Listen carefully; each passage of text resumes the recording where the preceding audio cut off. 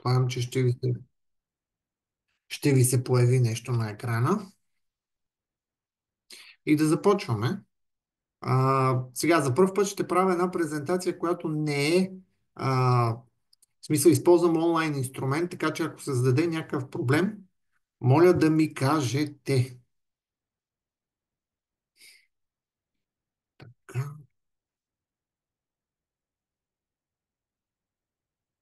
да видим сега какво ще се получи. При тестовете беше нормално. Но да видим дали ще се получат нещата. Виждате ли ми екрана и презентацията? Да.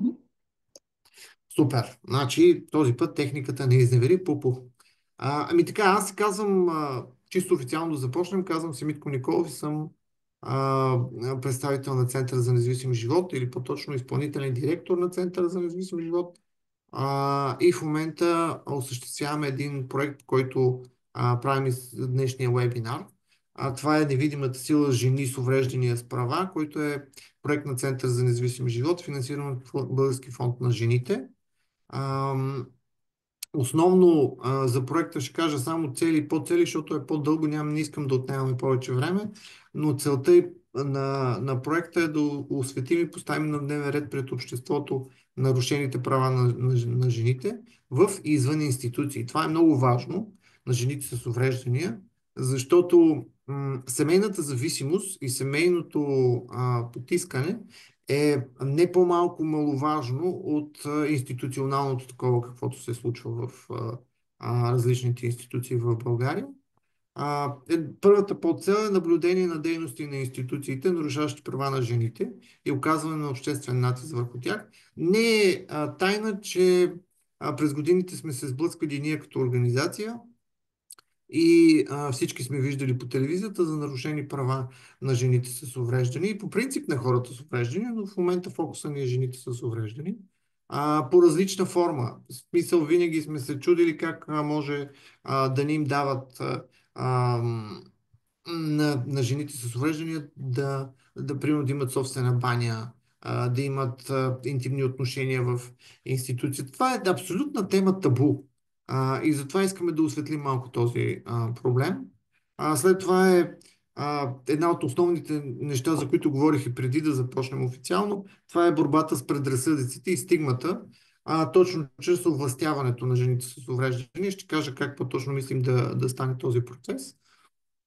И третото е предложение за промени в законодателството, ако има такива законодателни норми, които възпрепятстват упражняването на правата на жените с увреждания. Специално днешната среща е един вебинар, който си го кръстихме да повдигнем завеста и да не мълчим повече. Не, че през годините не се е говорило, не, че следващите години няма да се говори, но по някакъв начин трябва да поставим фокуса върху проблемите и нарушените права и да започнем тяхното решаване. Със сигурност са предприяти мерки през годините, но това не означава, че или по-точно няма видим резултат от тях.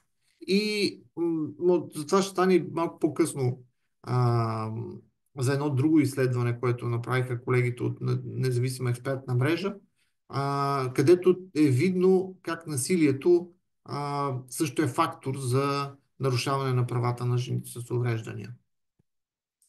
Програмата, която така ще имаме за следващите 2 часа това са моите думи, които вече прескачам, както се казва.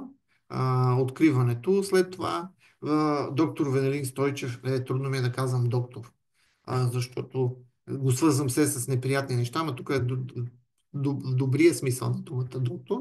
Венелин Стойчев ще представи първоначалните данни от едно проучване, което направихме последните месеци по отношение на правата на жените с увреждания. Ако си спомняте, преди време пуснахме една анкета, в която събрахме така доста информация и той ще я обобщи като много добър социолог и перфектен анализатор.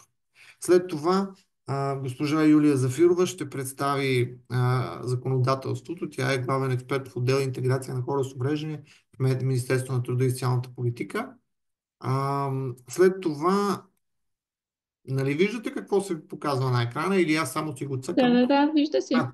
Добре, супер.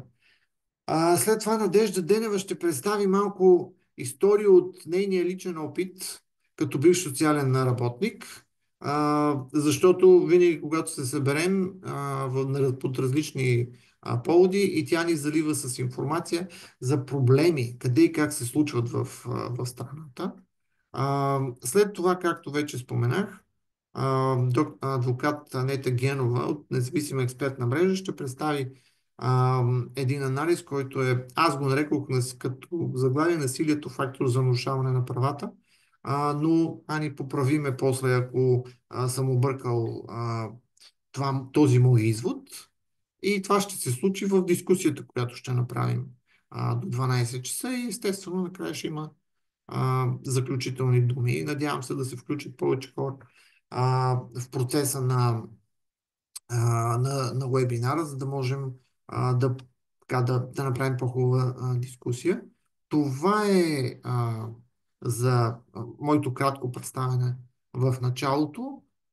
Спирам презентацията и се надявам от тук натам Вени да ни запознае с така доста събраните информация по отношение на нарушените права на жените с увреждания. Вени, твоя е думата. Благодаря. Като в сеанс, дали се вижда, дали се чуваме.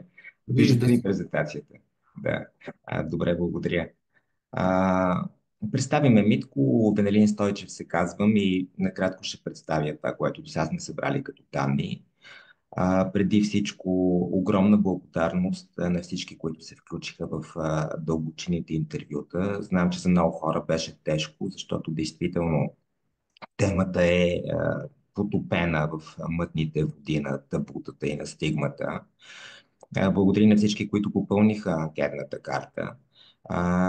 Ние се надявахме да съберем нещо като 50, стотина отговора. Успяхме да съберем за тези 10 на дена, 2 седмици, близо 200 отговора, което разбира се не означава, че данните са представителни, но ние го мислим по-скоро като пилотно проучване, за да видим дали темата е релевантна, дали хората отговарят.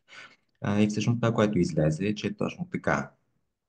Сега аз едновременно ще говоря и за данните от анкетата, и за това, което събрахме като а, съдържателни данни, анализ от дълбочените интервюта, които провеждахме, продължаваме да провеждаме. Като мислете го това по-скоро като хипотези, не като някакви неща, които смятам, че са окончателни, а по-скоро като теми, които да ги сложим на масата и които да обсъждаме. Няколко неща мисля, че е важно да си кажем.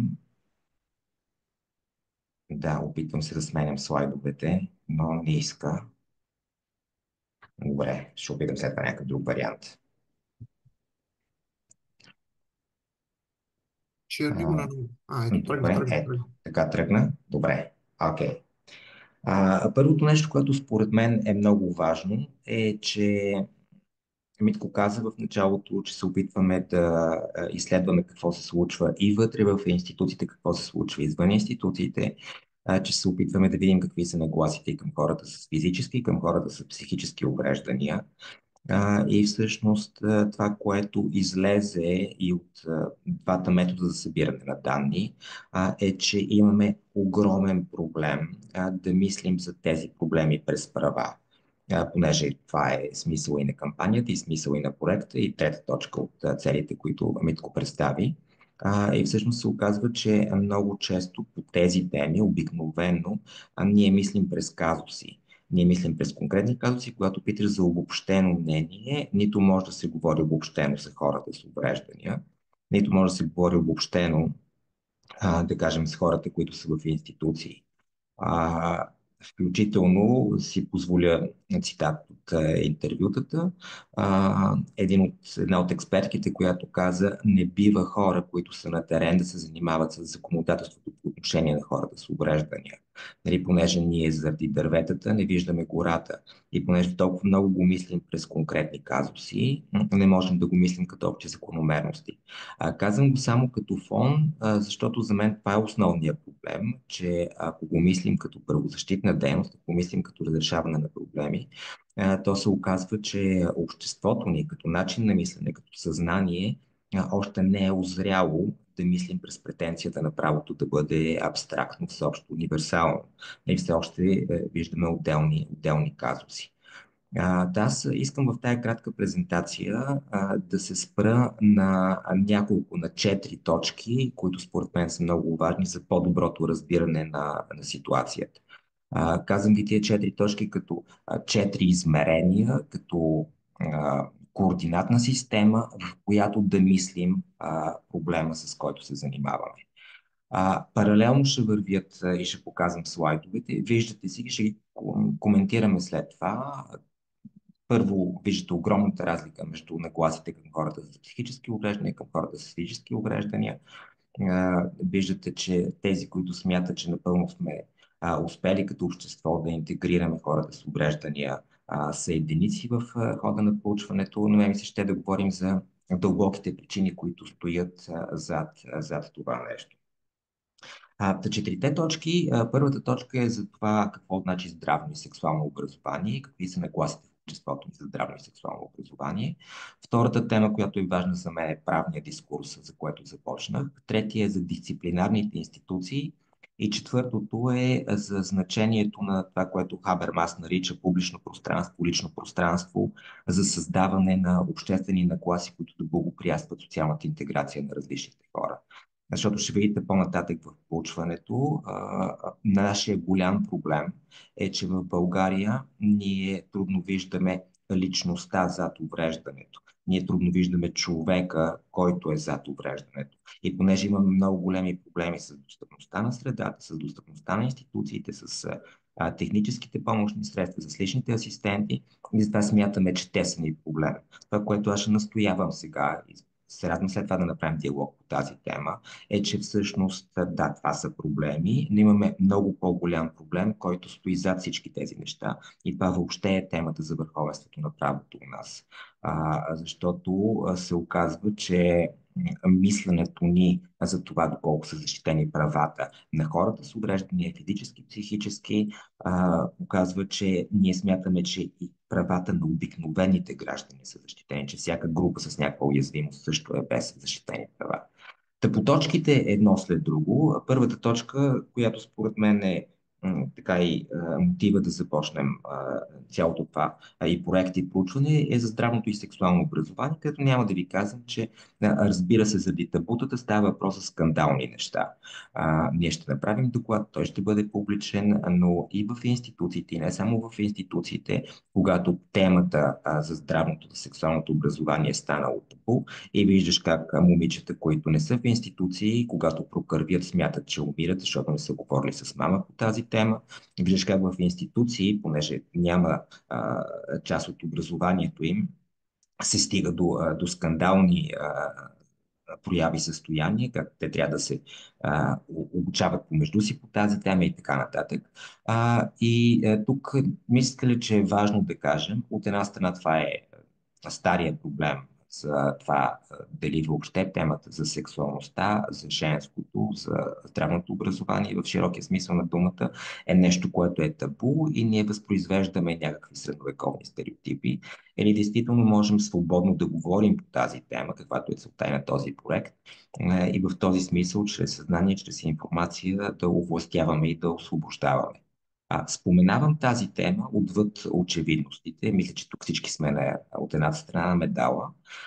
Споменавам тази тема, защото в момента с този възход на неоконсерватизма, който, знаете, започва от началото на 20 век и започва да обвинява културата, че всъщност пречи на строгата дисциплина, на строгия морал, и Тръмп е живо доказателство за този начин на мислене, че всъщност ние отново трябва да заскобим еротиката, интереса към женското, към прическите, към всички тези измерения, които всъщност клонят към удоволствие за сметка на строгия контрол и строгата дисциплина, което е абсолютно средновековен начин за мислене. А, Няма да влизам в детайли по тази тема. Мисля, че тук до много голяма степен е важно. Тук на тази графика само виждате, че хората, които са без увреждания, са малко по-чувствителни, по-критични към състоянието на средата. Но това ми е преходи към втората тема за правната рационалност. Защото действително и до сега, и все още ние се опитваме да мислим за хората с увреждания само през права. И това, разбира се, е полезно. Ако видим законодателството през последните 20-25 години, ние виждаме, че има много голяма еволюция на езика, че всъщност знаете, на времето беше закон за инвалидите, нали, променихме го това нещо, че все повече акцент е върху участието, върху областяването, върху включването, върху вземането на решения и включително и последния закон за социалните услуги, който засяга тази тема, като език променя нещата. Но това, което показа нашето изследване, тук ще цитирам Нина и нейната група, които казват, проблема не е, че законът е калпав, а че законът е халтав. Виждаме, че има огромна съпротива от страна на социалната реалност към справянето с това законодателство. И аз си мисля, че това е една от основните теми, по които трябва да си говорим. Защо реалността толкова силно се съпротивлява с тези нормативни институционални промени. Ние си говорихме за деинституционализацията и знаете, непрекъснато се възпроизвежда този мотив, че на практика деинституционализацията не означава промяна на практиките, промяна на начина, по който се възпроизвеждат дейност и социализация в тези институции, преместване от едни големи домове в по-малки къщички. И аз си мисля, че това е сериозен проблем, който действително трябва да адресираме, защото ние не успяваме да чуваме, не успяваме да мислим проблемите с хората с увреждания през права. Когато излезе доклада, ще видите и повече данни, повече цитати, нали, но много често се възпроизвежда този мотив в интервютата. Нали, на мен ми говорят за това, аз сякаш знам, че ми говорят за права, сякаш знам, че имаме а, конвенция за хората с увреждания. И обаче е много трудно да го преведеш това на езика на всекидневната практика. Е тази пропаст между правна рационалност и всекидневната практика, според мен е нещо, което следва да адресираме в този проект. И така минаваме и към третата тема, темата за дисциплинарните практики, за това какво се случва в дисциплинарните институции. Отново го казвам като координатна система само, в която можем да мислим проблемите за хората с увреждания.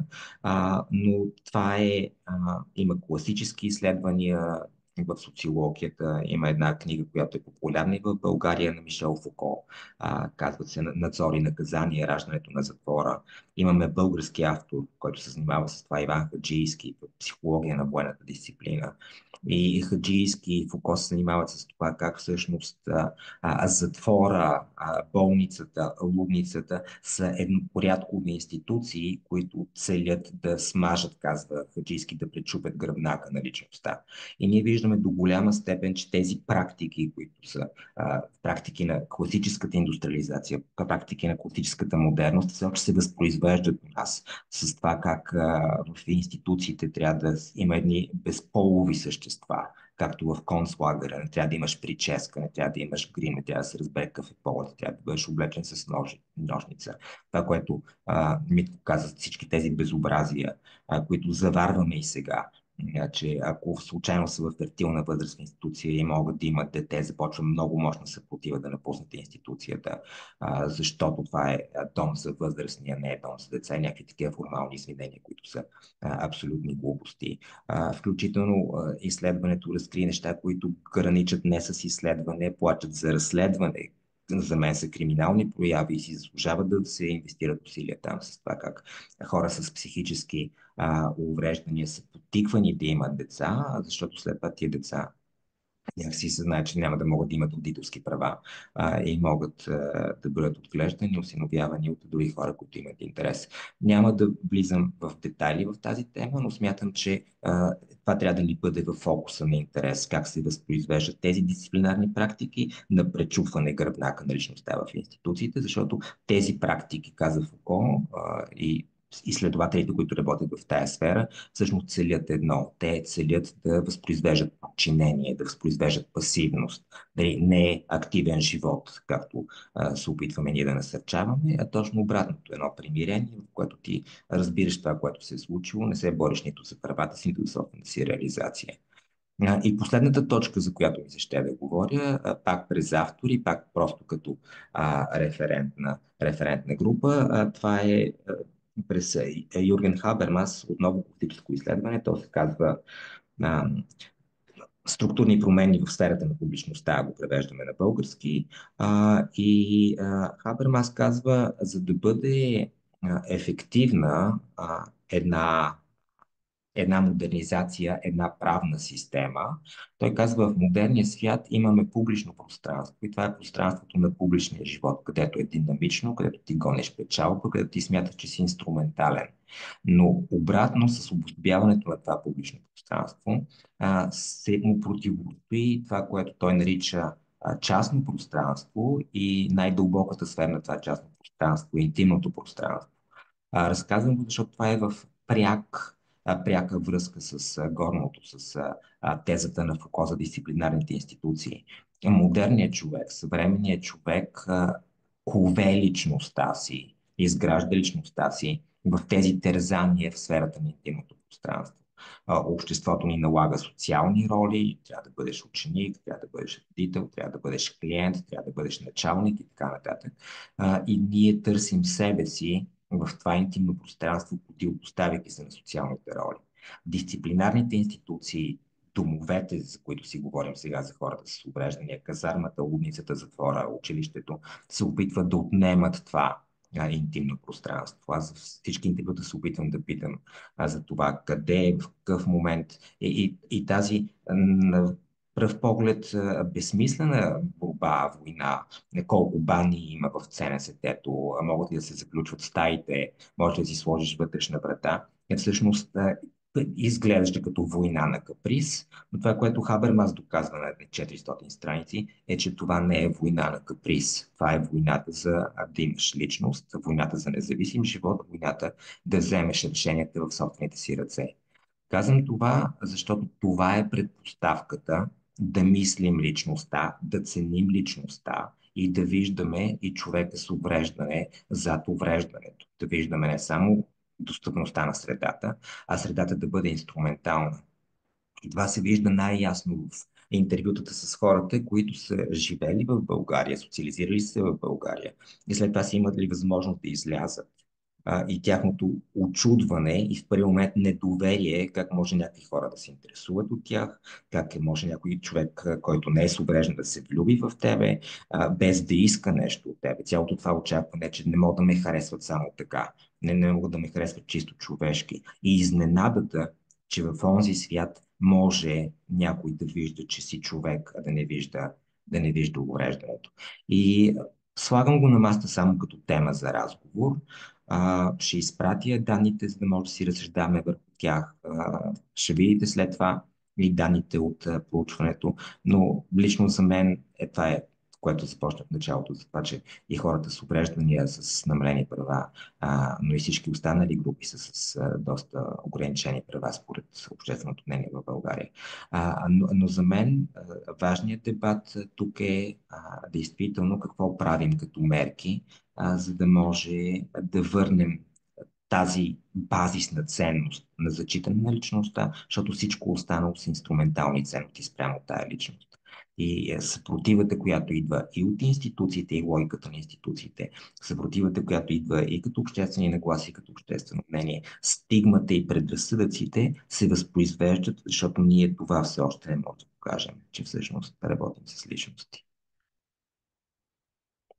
Добре, оставам на разположение след това за дискусия и обещавам да споделим и тези данни и след това доклада, който ще направим с всички останали. Благодаря ти, Вени. Мисля, че доста така образно описа картинката какво се случва. За да не остане така неизяснено и това какво дава закона и какво отнема закона, или да видим по-точно къде е проблема в законодателството или в предразсъдъците и стигмата и въобще нашето разбиране за това, когато си човек с увреждане и когато си жена с увреждане, какво можеш и какво не можеш. Давам думата на госпожа Зафирова, за да разкаже малко повече за законодателството и предприетите мерки от страна на Министерството на труда и социалната политика, за това как да се гарантират правата на хората с увреждания. Ясно е, че няма точно разграничение права на жени с увреждания. Няма, как се казва, такова нещо, но има закони за хората с увреждания и конвенции, които трябва по някакъв начин държавата да ги приведе в изпълнение. Заповядайте, госпожо Зафирова. Здравейте отново на всички. Ще се опитам в рамките на не много време, на бързо законодателството, както и международните актове, които страната ни така, се отчита и работи усилено, да ви ги представям. Не са малко и няма да навлизам в големи подробности. Започваме с това, че България ратифицира Конвенцията за правата на хората с увреждания. Там също няма деление мъже-жени. Да, има акцент жени, девойки с увреждания, безспорно, не като така по-слабата страна, но в тази посока страната ни работи. Знаете, че от 2019 година в България действат разпоредбите на Закона за хора с увреждания. Всички знаем тези разпоредби какви права гарантират. Политиката като цяло е хоризонтална. Оттам нататък са намесени редица ведомства, които също изпълняват своите задължения по конвенцията и закони, съответно.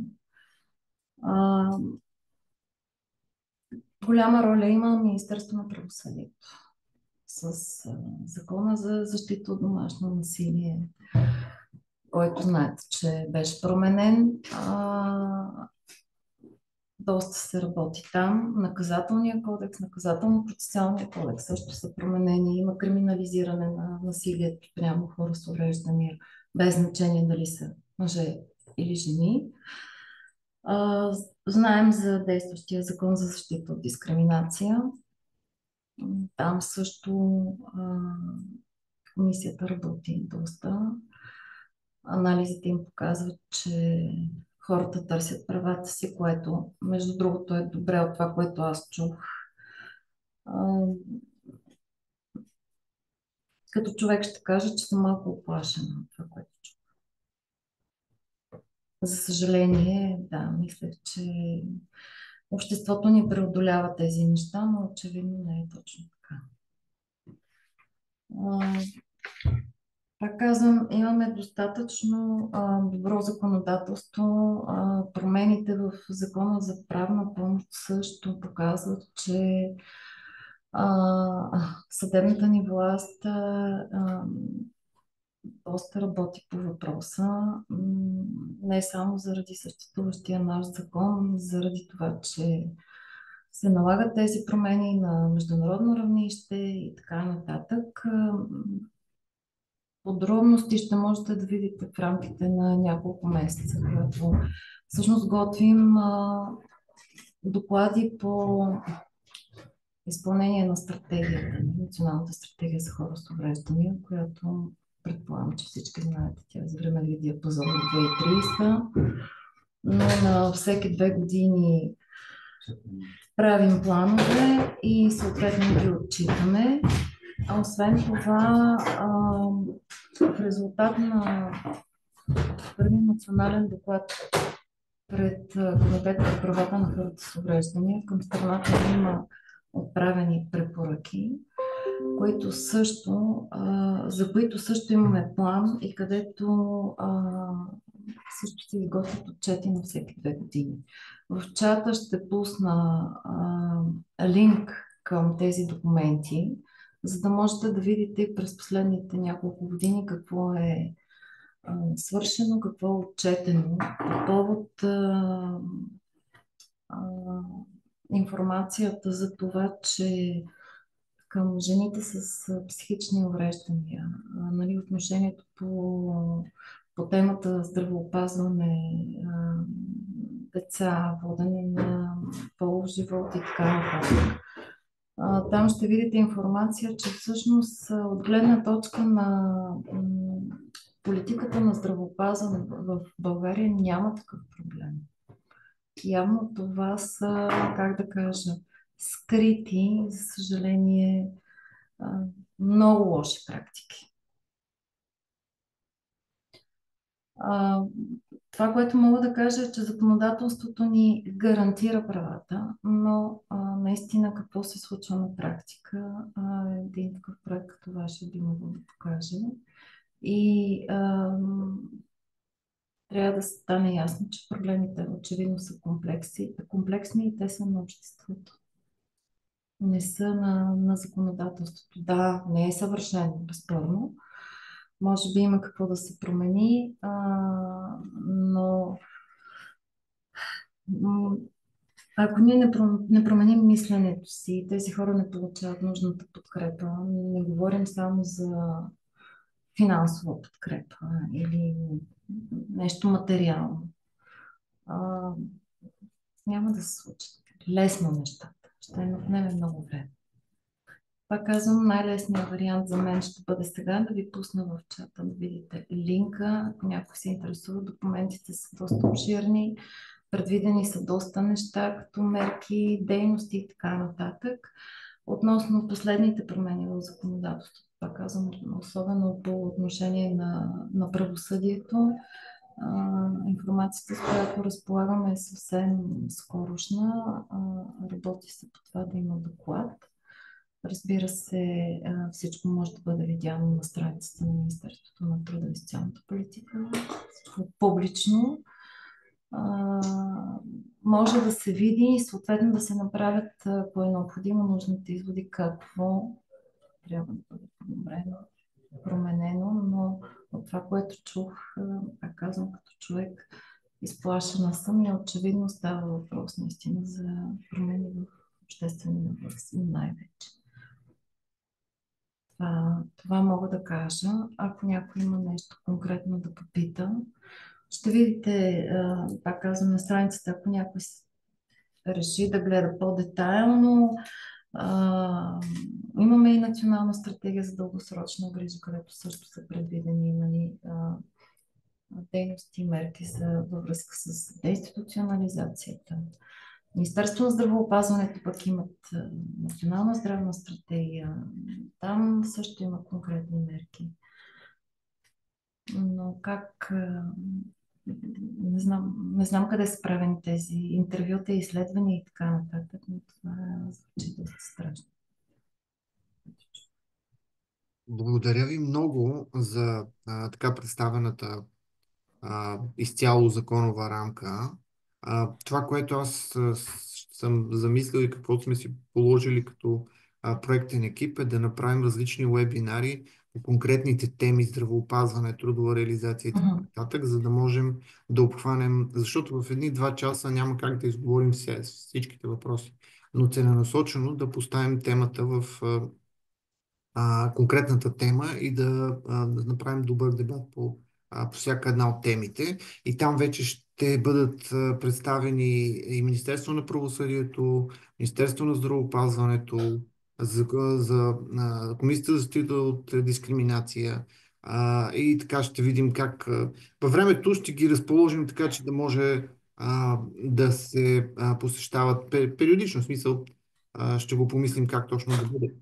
Много благодаря за това нещо. Предполагам, че ще има въпроси. Още повече колегите от Национална независима експертна мрежа ще има доста въпроси по отношение на правосъдието и въобще във връзка с и техния анализ, който са направили за насилието, за който Ани ще говори след малко. Сега искам да дам думата на Надя да разкаже малко за нейния опит и по-точно да сподели някои примери без лични данни, както се каза, по отношение на случките, които е имала като бивш социален работник, макар че всички ние сме имали досег и ние, когато работехме в защитеното жилище в Луковит, имаме прекрасни примери за нарушени права на живеещите там, така че Наде, заповядай.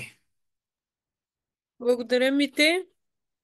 А, Аз бих искала да кажа, че имам наблюдение от една страна като социален работник по отношение на случаи при жени с увреждания и също като човек, който прави обучение и супервизия на колеги, които предлагат социални услуги или работят в системата на Агенцията за социално подпомагане с проблемите на хората с увреждания. Така че от тази гледна точка, първото нещо, за което се сещам да ви разкажа, при едно обучение на колеги от един сравнително малък град в България, но с добре развити социални услуги, с доста дневни и резидентни форми от целия спектър, с голям дом за хора с психични заболявания, жени с психични разстройства, голям дом. И в така процеса на работа говорим за потребностите, за нуждите на хората, които са настанени в резидентна грижа. Стигнахме до темата за интимността, сексуалността и така. През така гледната точка на нуждите, не толкова на правата, колкото на потребностите. И за моя най-голяма изненада, като се прибрах, ми се обадиха хората, които ме бяха наели за това обучение и ми казаха, тук от общината има едно възражение към твоето участие, едно абсолютно несъгласие, изненада. Те са много притеснени и ние вече започваме да си мислим дали отново ти да отидеш да продължиш с обученията. Викам, какво направих? Хора, обяснете ми. Оказа се, че хората са били по думите на... Т.е. официално писмо има, нали? Не говорим за нещо друго. Били са смаяни от тезата, която съм очевидно развила, че жените с психични потребности имат нужда от интимност. Защото това са деца. Как не разбирам? Как е възможно да претендирам, че съм човек с опит и да не разбирам, че всъщност жените с психични разстройства, както и всички останали, разбира се, хора с увреждания, всъщност са като деца. Какви интимности, бе, госпожо? Те ние ги пригръщаме, те нас ни пригръщат, ама това е любов, която е такава, нали, родителско-детска.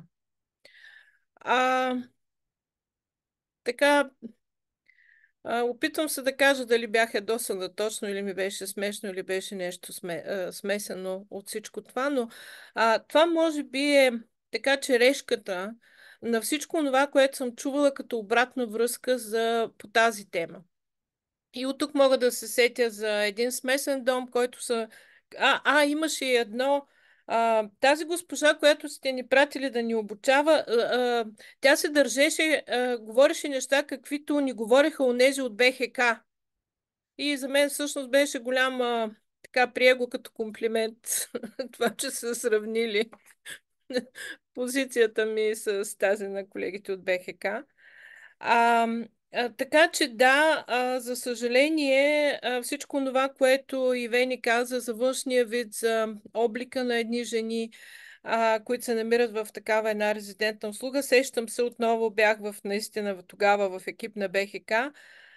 Посетихме един дом, който е за мъже и за жени, за хора с интелектуални затруднения.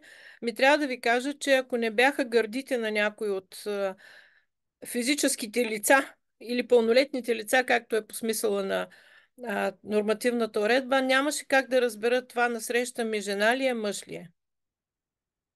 защото прическите бяха еднакви, късо постригани всички. Не е много толкова далеч във времето това. Имало въшки. Нали? Всички знаем, че това е обяснението обикновено на тия места.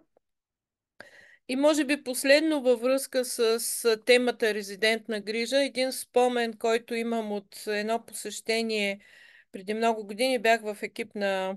Тогава работих към Агенцията за социално подпомагане, бях в един екип на посещение в Англия и видяхме един дом за стари хора, където една жена на около 90 години ни покани да влезем в нейната стая. Тя беше самостоятелна стая, както на всички останали в тази резидентна форма на живеене на стари хора. Много мъничка стаечка, със собствен санитарен възел. В тази стаечка тази жена беше сама. Нямаше други хора. И никъде другаде нямаше такива, които живееха по двама. И се сещам на една работна среща, в която обсъждахме наредбата за качеството на социалните услуги, аз се включих, като казах, че би било добре да има места за индивидуално настаняване, при което няма да ви кажа как колегите ми скочиха. Значи там битката беше да успеят да направят за двама. Защото всъщност идеята, всички знаем, това идеята е колкото повече са вътре, толкова по-лесно за персонала да нали, толкова бройката и така. И тук веднага се сещам за друга история от времето, когато правихме ЦНСТ-тата, могилинските къщи, тъй като тогава работех там. Влизаме в една могилинска къща и хоп, изведнъж се оказва, че една от спалните е направена на кабинет, в който е персонала. И ние казваме, ама това е стая, в която трябва да има потребители. Не, нищо подобно. Та извадихме старите планове, за да покажем всъщност за какво става въпрос.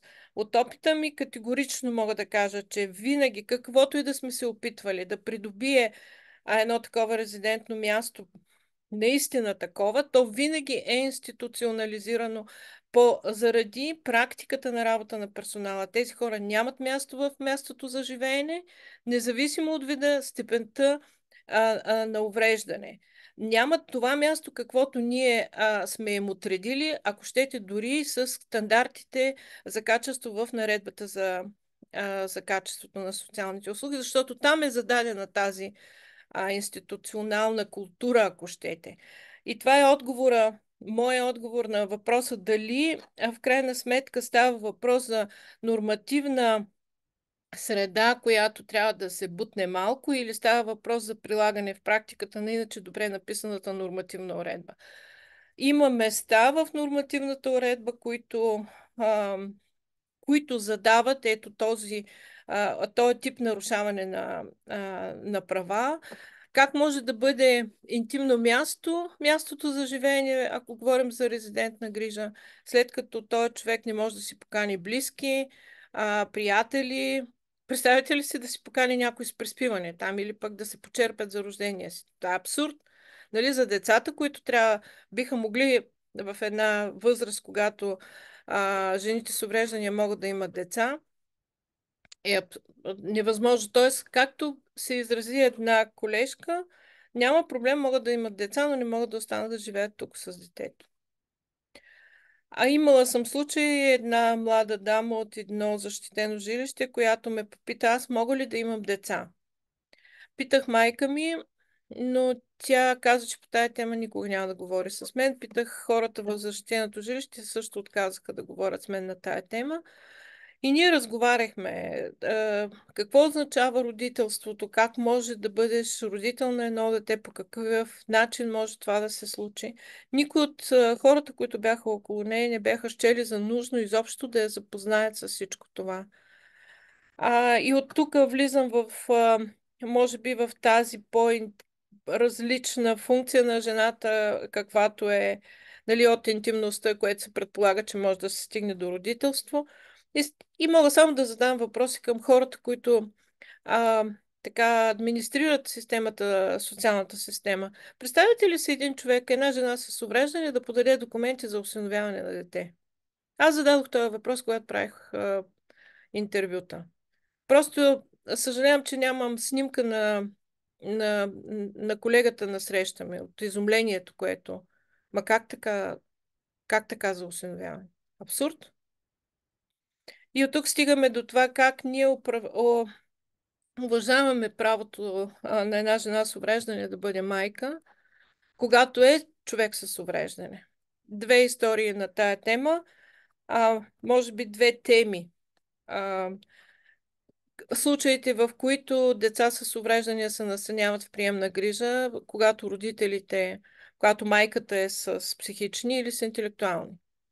В единия случай двамата родители бяха с интелектуални затруднения. Колегите, с които аз правех супервизия, така че те ми разказаха този случай, колегите казаха, ние дълбоко им съчувстваме. Те имат желание да се грижат за това дете.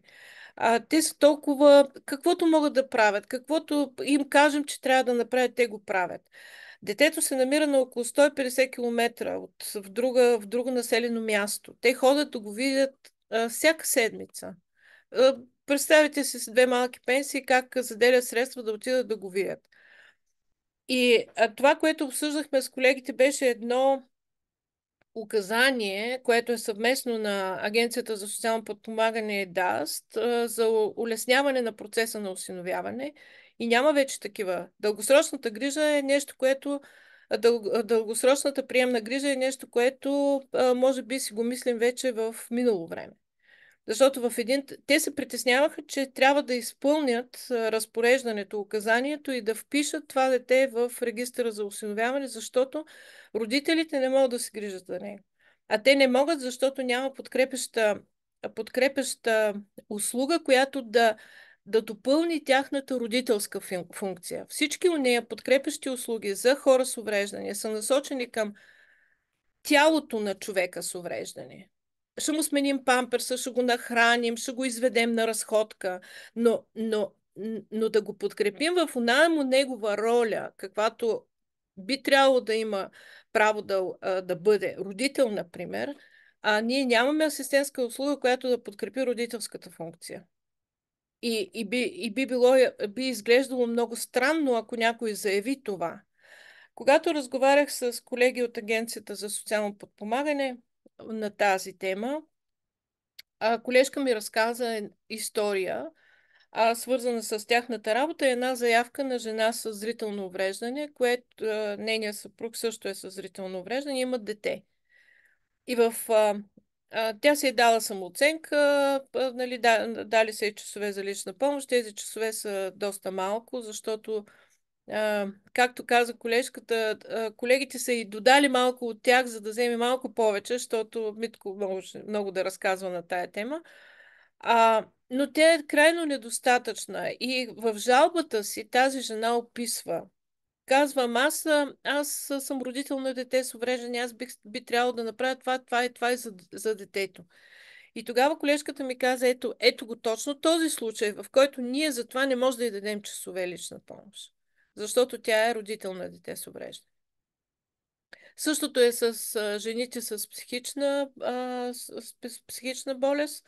Там си спомням думите на един приемен родител, една майка, която така почти през сълзи ми разказа как е поела детето на жена, която на ниво родилен дом, която е родила дете, но е с психично заболяване и така случаят е познат и първото дете на тази жена се отглежда в приемна грижа, т.е.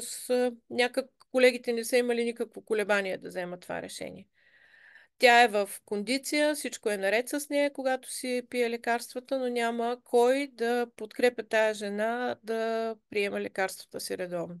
Така че в случай не казвам нищо лошо към колегите, които са от системата за закрила, тъй като отсъства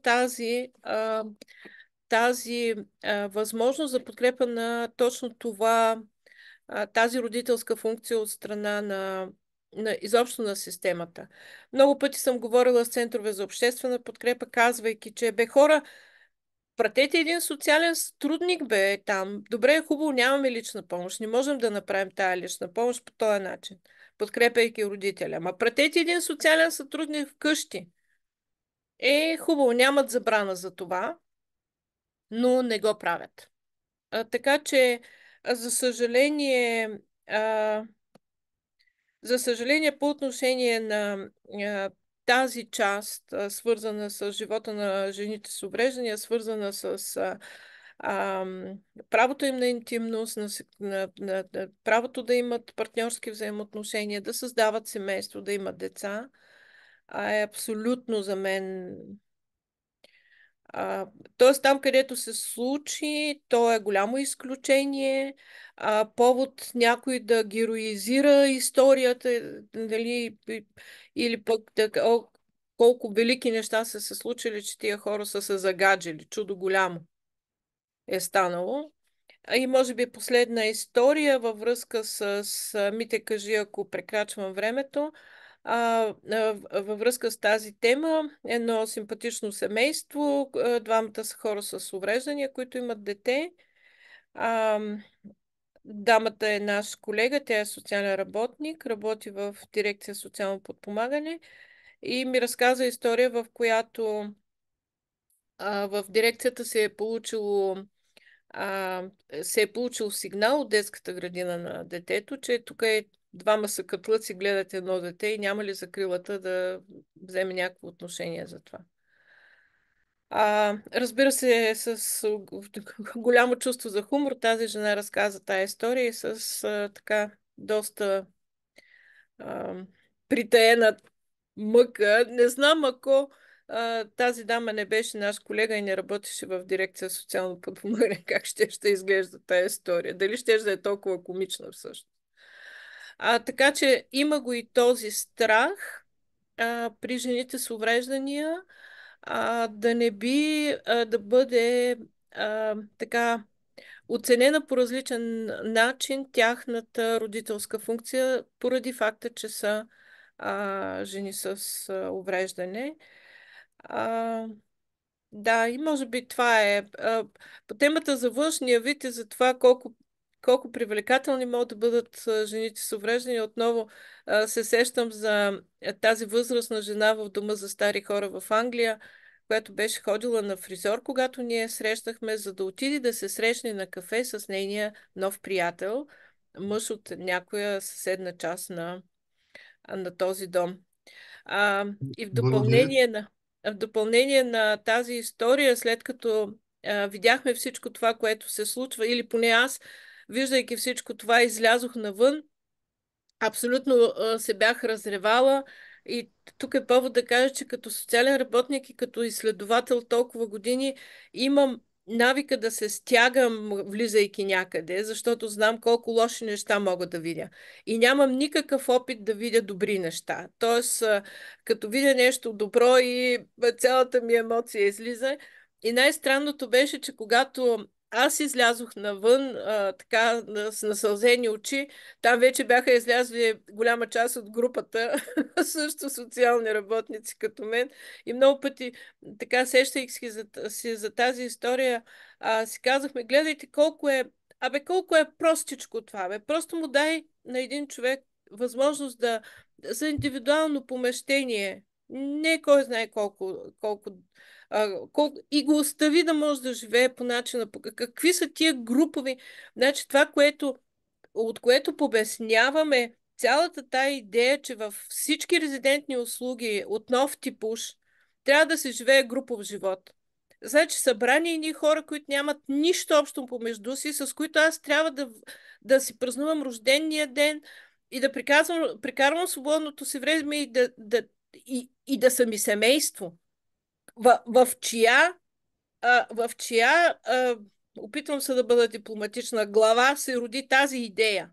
Какъв защо центъра за семейен тип трябва да бъде някакво семейство зорлем, а не позволите на хората да си живеят нормално и да си създават отношения с хора, които са им наистина симпатични. Тук да, спирам до тук, Митко, защото не знам още какви неща ще изрека. Наде, благодаря ти. как се каза, по очите ти, въпреки новите очила, те не скриват сълзите, които сигурно ще рукнат след малко, заради случаите, които разказваш. Знам, че си емоционална. Много ти благодаря за това, което каза. И мисля, че лошото е, че това, за което каза последно, се е превърнало в култура. Общото живеене и налагането на общо живеене с хора, които ти не искаш и по някой път ненавиждаш. Това е голям проблем и по някакъв начин трябва да бъде преодолян. Но мисля, че за това може да разкаже много Ани, която така би фокусирала или по-точно би представила едно изследване на независима експертна мрежа, нашите колеги, адвокати, прекрасни, които тук виждаме една част от тях, които създават едни с различен фокус доклади по отношение на хората с психични и физически увреждания. Заповядай, Ани. Благодаря, Мите. Първо да се извина на хората. Малко неочаквано встъпвам в тая роля. Трябваше друг човек да представи. Може би аз трябваше да кажа, че първоначално беше предвидено адвокат Елена Кръстева да представи, но тя поради медицински проблеми в последния момент се наложи да бъде сменена, така че Ани, извинявай, много, много ти благодаря, че ще разкажеш за изчезването.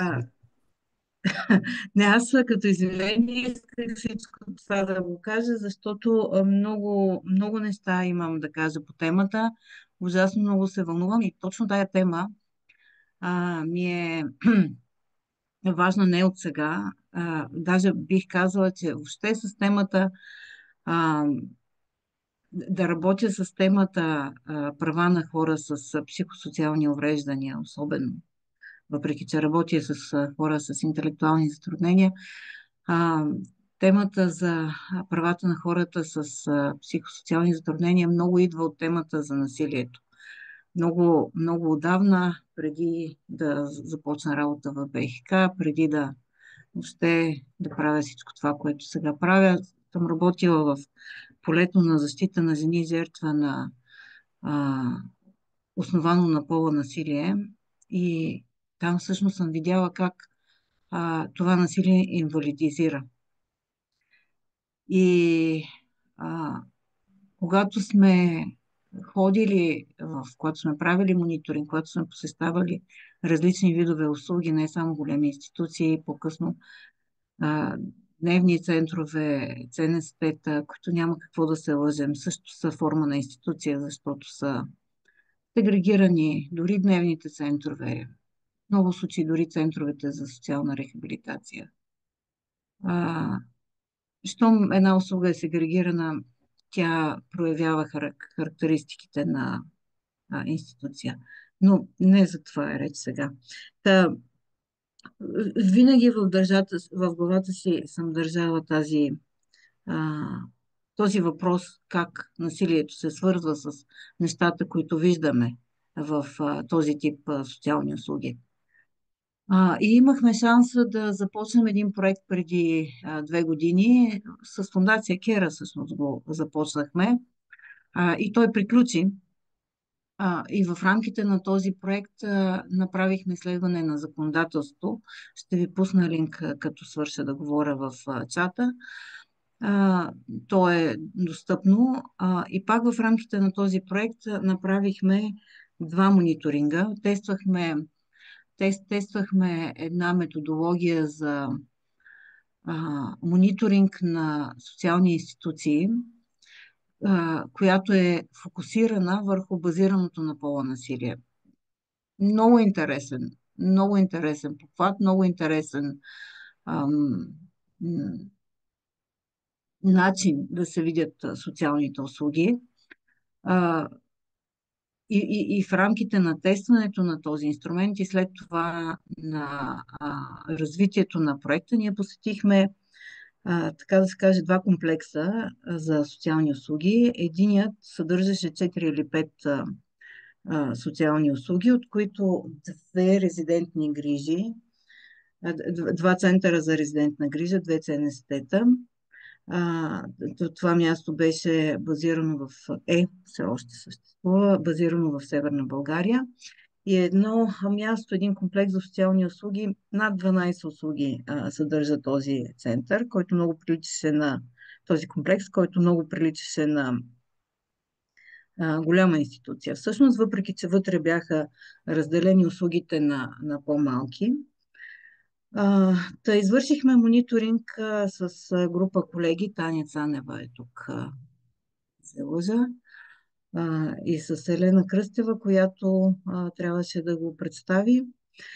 Извършихме мониторинг, като се ръководихме от методологията, която фокусира наблюдението ни върху базираното на пола насилие. И не беше никаква изненада това, че открихме, фокусирайки се върху тази тема, открихме, че във всички услуги, които посетихме, всъщност много от хората са там в резултат на това, че са преживели някаква форма на насилие. Но, когато говорихме с персонала, това, което откривахме всеки път, беше, че няма съзнателност за този факт. Те разпознават историята. Детето, например, което е настанено в определено ЦНСТ, е там, защото е живяло в семейство, в което насилието е било ежедневие, бащата дори е в затвора. Конкретна история. Споделям. Бащата дори е в затвора, майката, бидейки жертва, е нямала ресурса да се погрижи както трябва за детето, то е било неглижирано, в резултат е попаднало в институция. Историята е разказана, елемента насилие не е разпознат. Съответно, детето не е получило никаква рехабилитация за това, че е било жертва, никаква специализирана помощ за това, че за травмата, която е получила, бидейки жертва на насилие. Майката също не е получила, тъй като няма никаква връзка или поне където я има, тя е много рехава, между услугите, които предоставят подкрепа на жертвите на насилие и услугите, които се грижат за хора с увреждания. Тези две системи са разпокъсани. Познавам и установихме едно-две места в България, където може да се говори, че такава връзка съществува, но пак казвам, те са рехави и много малко хора стигат до тях. На друго място, в ЦНСТ-тата, които посетихме в Южна България, намерихме дори човек, настанен в Център за настаняване на хора с деменция, който е там без да има деменция, защото е настанен като мярка за закрила, след като е бил жестоко пребит от сестра си. Чиста форма на тежко домашно насилие. Няма дело, няма наказателно производство. Сега за наказателното производство не съм 100% сигурна, защото се касаеше за средна или тежка телесна повреда, но от документацията, която прегледахме, по нищо не лечеше да има наказателно производство. Тоест, би следвало да има, но няма. Човека е прибран в институцията, сложена му е диагнозата, говорихме с управителя на услугата, питахме го защо, той каза, защото така проблема е решен за винаги, той няма да излезе, от тези услуги не се излиза, той няма да излезе, няма да се върне в това семейство и няма да бъде жертва повече. Но цената е тежката институционализация. Много хора, идващи от семейства с домашно насилие, много страшни случаи ни бяха разказани, потвърдени от персонала. Резултата е институционализация. Ако се заровим в това нещо, не намерих никъде статистика, не мисля и, че е работено по темата, не открихме някой да е установил броя на хората, които достигат до институция хора с увреждания говорим, за това, че са били жертви на някаква форма на насилие. А, Интересното е защо хората стигат до социалните услуги, а не до правосъдната система, където трябва да достигнат, когато са жертва на насилие. Защото правосъдната система е абсолютно недостъпна. И когато това в нашия анализ, който ще споделя, мисля, че се вижда достатъчно ясно, няма никакви процесуални улеснения, въпреки факта, че България е страна по Конвенцията за правата на хората с увреждания от толкова дълго време, към днешна дата достъпа до правосъдие е изключително ограничен за хората с увреждания, включително жертвите на домашно насилие. Затова се налага социалната система да се погрижи за тях. Тя се явява една алтернативна система. И тук стигаме до един друг проблем, който така с годините все и ясно започвам да забелязвам. Социалната система е институционализирана сама по себе си. Според мен, ако тръгнем да говорим за деинституционализация, първо трябва да осигурим тези връзки на социалната система с всички останали системи. Да осигурим връзките между системите за подкрепа на хората с увреждания и хората, преживели насилие. Защото хората с увреждания, ако се гледат само през увреждането, само през телата си, както каза Надя, ще стигаме все до това, до което продължаваме да стигаме. Да се прибират някъде, където да получават храна, подслон и да не умират по улиците и нищо повече. Всъщност, това, което би следвало да се постигне, ако говорим през правата, е хората с увреждания, включително жените с увреждания, да имат достъп до навсякъде. До всички системи, включително правосъдната, за подкрепа, когато са жертви на насилие и така нататък. Тоест да се изгражда една среда, но не тази среда, която в момента се изгражда чрез ценността, която е институциализирана сама по себе си, а да се изгражда среда, която е нормативна, т.е. да се прегледат много внимателно законите за съответствие с Конвенцията за правата на хората с увреждания, тъй като несъответствия сега продължават да съществуват, да се прегледат финансиращите инструменти, насоките за финансиране, защото в предходните програмни периоди, например, много европейски средства, огромни европейски средства са използвани, за да се финансира това затваряне на системата, да се финансират създаването на по-малки институции. Факт, който няма как да се отрече. Но също така трябва да се промени езика. Надя пак говореше за начина, по който хората възприемат хората с увреждания, настанени в институции като деца. Абсолютно неизбежно е, защото самият правен език борави и приравнява хората, които са по запрещение, разбира се, но това са хора с увреждания всеки път, на деца. И самия нормативен език понякога, в някои случаи, използва това принизяване на хората с увреждания, което води до един дисбаланс в властта. Опитвам се твърде много неща да кажа. Разбирам го, времето ми е много кратко. Мисля, че дори го пресрочих вече. Но в заключение само това ще кажа, че в нашата работа в тези 2 години много ясно установихме как самата система за социална закрила обесценява опита, който жените с увреждания имат, но не само жените. Хората с увреждания, станали жертва на насилие, имат и заглушава гласа им. Как не им позволява да кажат каква е историята им. Не им позволява да потърсят възстановяване от травмата. Единственото, което прави, е да ги заглушава, защото тези теми, извинявайте, защото тези теми са много трудни. Трудни са за хората, които работят в социалната система и са трудни, защото не получават образование достатъчно в тая сфера, не получават достатъчно подкрепа, за да се справят с последиците от това да знаят, че хората, с които работят, са минали през нещо толкова тежко. И всичко, което им предлагате, оцеляване, а не развитие, и забрава. А всъщност, когато човек е жертва на травма, травмата не се забравя. Тя продължава да стои и да върши своята работа.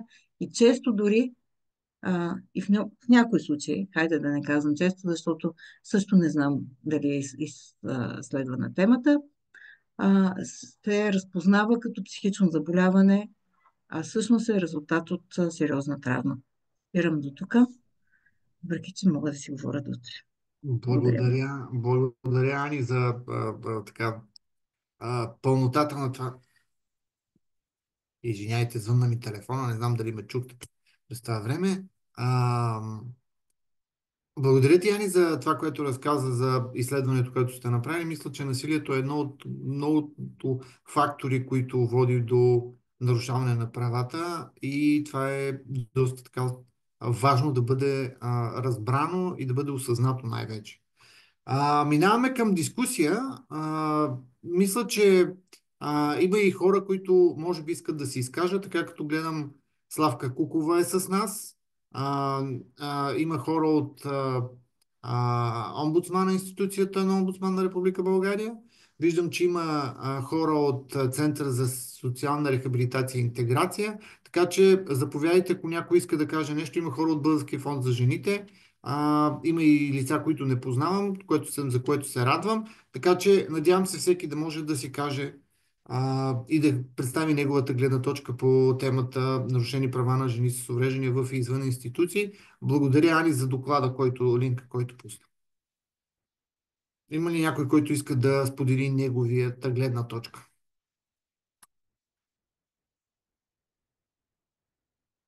Нина дигна ръка. Нина, ти си. Нина Жишева, Център за независим живот.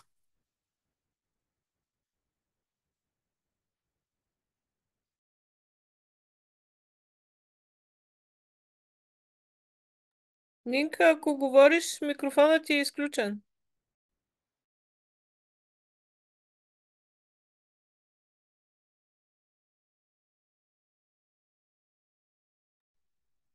Нина, не те чуваме.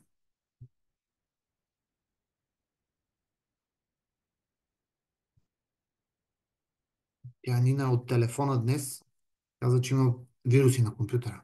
Издадох я. Те мога ли да кажа нещичко, което просто пропуснах, докато колегите се включат? Моето усещане от нашата работа по този проект беше, че сякаш има натрупване върху проблемите на жените с увреждания. Тоест, онова отношение към жените, когато става въпрос и за жени с увреждания, се удвоява. И някак не си давах сметка за това, докато не ми помогна един колега от системата на АСП, който каза, всеки един проблем, който виждаш, ако става въпрос за една жена с увреждане, притори малко от факта, че е жена и още повече от факта, че е с увреждане. Така че, може би сме свидетели на много натрупани проблеми, които имат така различен генезис. Това само като допълнение. Мисля, че Нина... Нина вече Отмютах има ли? микрофон. А, Чуваме те. Да, опитвах се да го включа микрофона, обаче се оказа, че трябва някой друг да ми изключи. Значи аз се казвам Нина Джишева. Първо съм член на Център за независим живот. Второ съм баба. Баба като по възраст и баба като баба, което за мен е титла. И трето, с увреждане съм от 2-годишната си възраст. Значи, като слушах изказванията на нашите колеги, аз съм потресена хора. Вие казахте страшни неща. Таня ли каза, от системата излизане няма. Не, няма излизане от системата. Само че чак сега го осъзнах. Попаднеш ли в системата, излизане няма. И аз за себе си веднага си казах: Боже, да пази Господ от влизане в системата. Аз и моя покоен съпруг вече преди години искахме да влеземе да станем приемни родители. Имаме 2 деца, които пораснаха и ние решихме тогава да ставаме приемни родители. Живеехме само двамата в една къща на село, с голям двор, прекрасно място деца да тичат. Аз обичам деца и да гледаме деца. Оказа се, че не можем да станем приемни родители, защото сме с увреждания. Оказа се, че аз не мога да даря кръв за моя съпруг, защото съм жена с увреждане. Покрай кръвта разбрах, че аз не мога да бъда и донор на органи. Коя съм аз? Много страшни неща казахте. Много страшни. И още нещо искам да кажа. Насилието не е шамар. Насилието не е зъл поглед. Насилието е да те заведат в старчески дом, да те вземат телефона и да помолят служителите от старческия дом да не пускат посетители при тебе. Насилието, аз стигнах до заключението, госпожа Сафирова от МТСП да ме извини, но аз стигнах до заключението, че местата за живеене, институциите, както всичките ги наричаме, са форма на насилие. Там не можеш да бъдеш себе си. Там не можеш да си заключиш вратата. Там не можеш да се прибереш да спиш в жилището. Това е единственото ти жилище. Нямаш друго. Не живееш другаде, не си на гости. Не можеш да се прибереш вътре след 10 часа. И не е да ме хванат лелките или санитарките, или чистачките в защитеното жилище и да ме набият. Не. Там насилието е когато ти си шушка с приятелката си на ухо, че харесваш Иванчо, защото куца малко по-малко, примерно, или защото е рус, защото има крив зъб, санитарката за тебе да ти се изсмее. Това е насилие. И да пази Господ човек да влезе в социалната система, но още по-страшно е жена да влезе в социалната система. Защото ние не се стараеме да разграничиме правата на хората с увреждания от правата на жените с увреждания. Обаче аз бях някъде 22 годишна, когато започнах работа и за един 8 март си направих прическа, реших, дръзнах, работех. Направих си прическа, гримирах се, обляках се с най-фамозния си тоалет и отидох на работа. Шефа влезе и ми каза: "Ау, Нина, колко си красива днес." Само как не припаднах.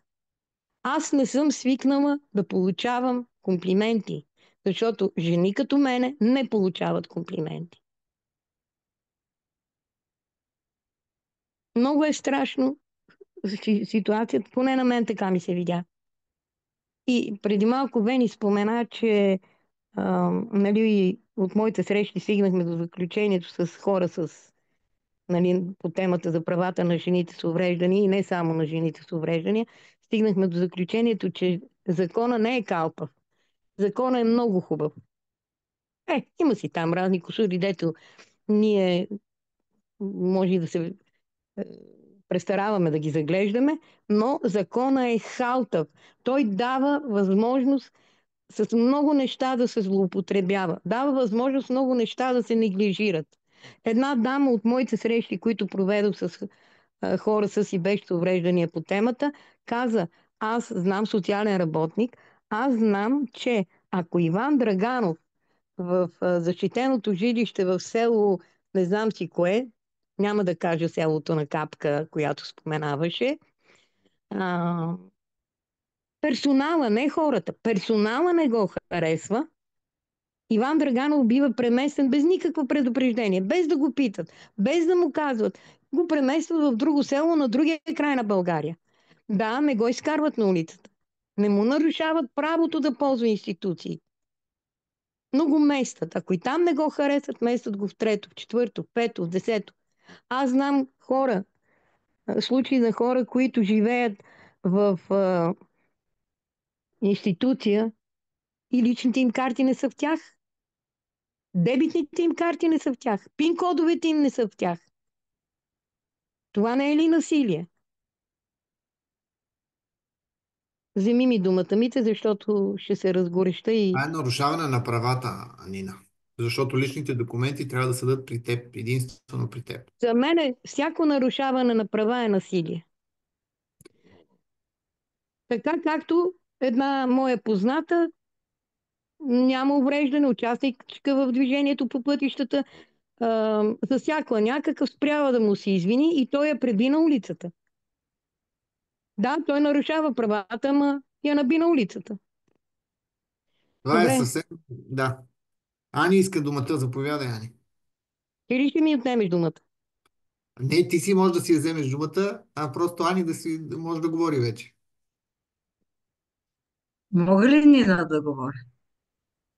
Да, извинявай. Аз не мога да си Не, мютна не микрофона се пък смя. сега. Не, няма нужда. Аз просто искам да кажа нещо по повод на това, което Нина каза, че законът е добър. Всъщност, закона може да е прекрасен, да е най-добрият закон на света и да съобразява всички международни актове. Но в нашия закон няма отговор на какво правим с дисбаланса на властта. Без съмнение, социалните работници имат по-голяма власт, отколкото имат хората с увреждания, които имат нужда от подкрепа. Без никакво съмнение това. Законът обаче не дава абсолютно никакво средство, за да се уравновеси поне малко този дисбаланс. А, нали, веднага може тук да се каже, ма той човека с увреждане по своя воля подписва документа и отива в институцията. Дали е така? Когато всъщност много често е притиснат от обстоятелства, от роднини, няма друг изход и така нататък. Закона по никакъв начин не му дава альтернатива и възможност да а, спори с социалната система за това, което му позволява. И го казвам с абсолютна увереност, защото в рамките на независима експертна мрежа и преди тя да се създаде, сме правили много усилия, за да а, поставим този въпрос на пред съда. Всъщност човек с увреждане няма достъп. Няма достъп до това да успори какво ще се строи, дали ЦНСП-та или нещо друго с европейските средства. А, Дори няма възможност да повлияе на политиките, защото те са представени за обсъждане в един вариант, в който хората, особено настанени в институции, няма въобще как да стигнат да разберат, че такова нещо съществува като предложение за обсъждане. Напълно, напълно изключени са. И другото, съдебното настаняване, което съществува, човека с увреждане дори не е страна. Като почнем от тук насетне и стигнем отново до липсата на процесуални улеснения, ще видим, че всъщност цялостната ни законодателна система, колкото и да е хубава, всъщност изключва хората от увреждания от възможността да се преборят за защита на правата си в много голям процент от случаите. Мерси. Благодаря ти, Ани. Аз исках само да вметна, тя Нина разказа, малко сподели от едни групи, които ние създадохме, които са, аз би ги нарекал групи за взаимопомощ, ама по-скоро е място, където всяка жена в извън институция може да влезе анонимно и да разкаже нейния личен опит за това къде си и как са и нарушавани правата. Или как се е борила за своите права. Или най-малкото да седне и да сподели: хора, на мен ми нарушават правата. Защото примера, който беше с иззетия телефон, личните документи е реален пример в момента, който се случва на човек на жена с увреждане, която е затворена в този тип институция и се отнети всички права. Тя не може ръката си да повдигне. Те си взели телефона и родините са наказали на персонала да ня свързва с никой. Това не е ли? Това е повече от затвор. Така че какво да направим в една такава ситуация? Това е един от големите проблеми. Можете ли да уточните каква ситуация искате? Извинявайте, тук ми се включва умната къща. И понеже говоря за разни ситуации, тя ми каза, може ли да уточните каква ситуация е? Да. Извинявайте за вмешателството. Някой друг иска ли да сподели? Влади, заповядай, Влади. Здравейте. Понякога дори не става въпрос за физически достъп до правосъдие. Трябва тук да подчертаем и неговото институционално и законово ограничаване, защото на хората, поставени под запрещение, например, които са и институционализирани, изобщо не им се признава достъп самостоятелно да се докоснат до съдебната система, освен чрез своите настойници, независимо дали някой адвокат успее да стигне до тях или не. Така че това поставя основите и на потенциални конфликт на интереси с настойник, с съдържателя на дума, в който е институционализиран и така нататък. И разбира се, поставя човека в ситуацията да бъде абсолютно нечут и неразбран и да не се стигне до неговите реализиране на права. Благодаря. Благодаря, Влади. Правата са сложно нещо. Много хора бъркат права и придобивки. И ние имахме едно такова изследване преди години. Какво е придобивка и какво е право? Защото когато хората с увреждания излезнат на протест, примерно, и кажат, на мен ми отпадат... нарушено ми е правото, взели сте ми, да кажем, безплатното пътуване в автобуса. Това не е право. Това е придобивка. И е много важно самите хора с увреждания, конкретно жените с увреждания, дали са в институции или не, няма никакво значение, които да разберат кога правата им бъдат нарушавани. И за това, може би, ние като неправителствени организации трябва по някакъв начин да положим усилия да ограмотим, и за това ставаше въпрос за овластяването в нашата основна цел по отношение на това хората с увреждане, жените с увреждане да разберат правата си и да започнат да ги съблюдават или да почнат да се борят за тях. Знаем, че е трудно, знаем, че нали, системата, социалната, съдебната и така нататък, по всякакъв начин може би възпрепятства това нещо. Въпросът е, че ние трябва да положим усилия и затова са тези групи, за които се опитваме да направим и да поддържаме, да може хората да разберат кога правата им са нарушавани. За тази цел, може би Комисията за защита и дискриминация би помогнала също, ако има някаква допълнителна кампания. Институцията Омбудсман също, макар че те са прекрасни и са много дейни, за съжаление в момента не знам има ли омбудсман, май няма още, но мисля, че има кандидатури за това, така че се надяваме скоро да има омбудсман и който да е отново ден и да започне с допълнителна кампания за това, когато се нарушават правата.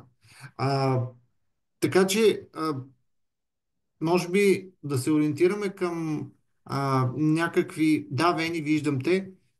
Като ученик дигаш ръка. Има си модерни средства за тая работа, но добре, че си с камерата видях. Да се ориентираме към това какво да направим, за да постигнем успех в това да говорим за правата, да говорим как се нарушават, кога се нарушават и как да бъдат преодолявани тези проблеми. Сега, Веня или Надя, кой от двамата? Модерните средства. Надя има предимство. Модерните средства. Добре, Надя, Да. ти.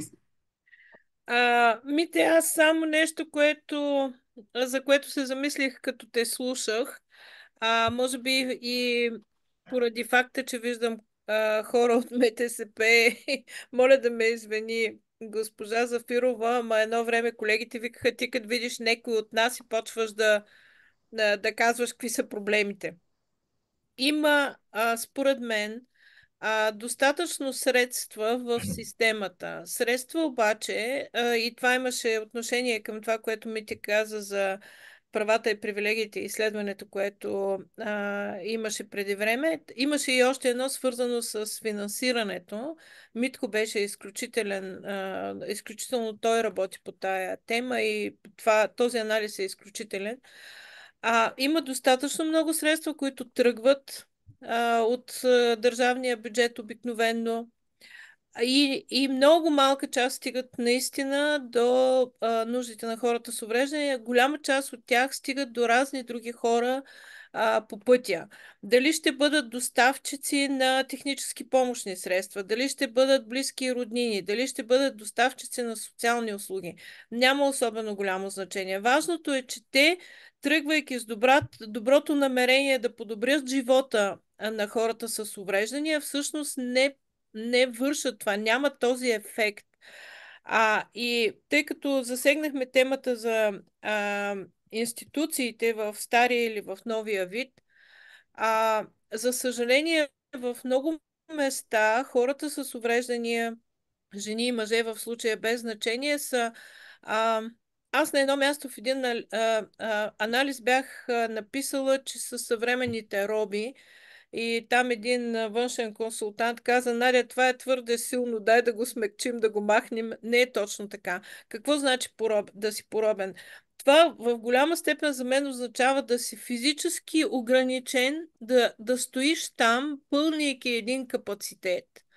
Защото ако тебе те няма, всъщност персонала или няма да има работа, или ако има работа, тази работа може да е много повече, защото ти си добър кротичък, не създаваш проблеми. В центровете за грижа, защото все пак и ЦНСТ-та за възрастни, нали, все пак говорим повече за възрастни, има страшно много хора, които нямат никакъв повод да са там.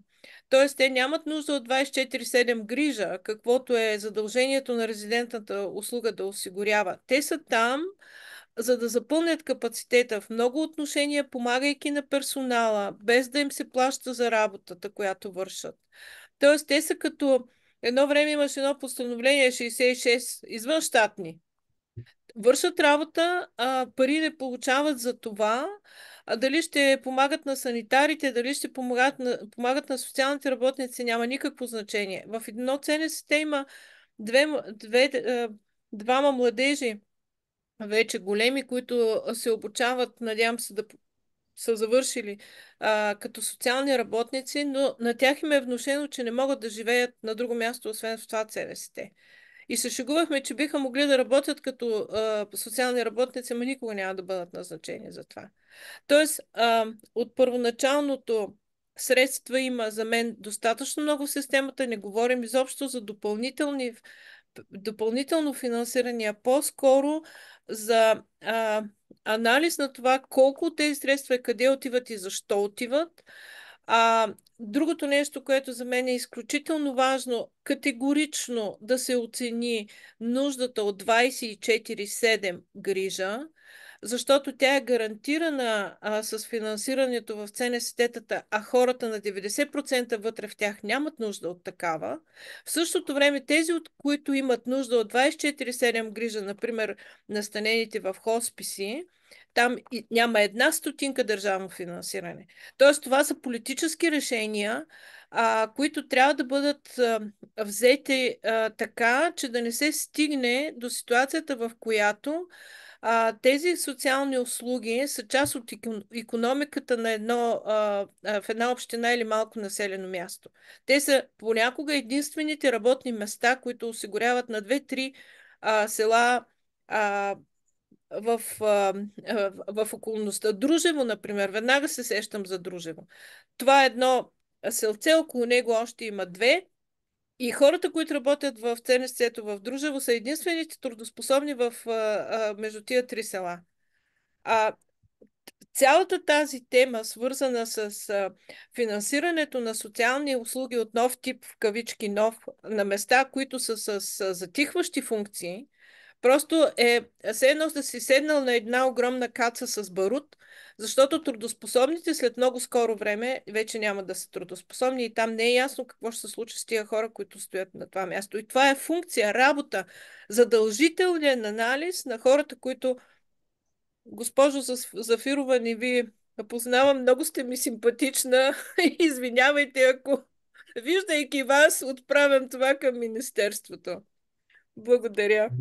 Благодаря ти, Наде. Вени Кавалер ли си да дадем думата на госпожа Да, Жечева? да, разбира се. Госпожа Добре. Жечева, аз освен това си пиша доклада, така че ще имам къде да се изкажа. Добре.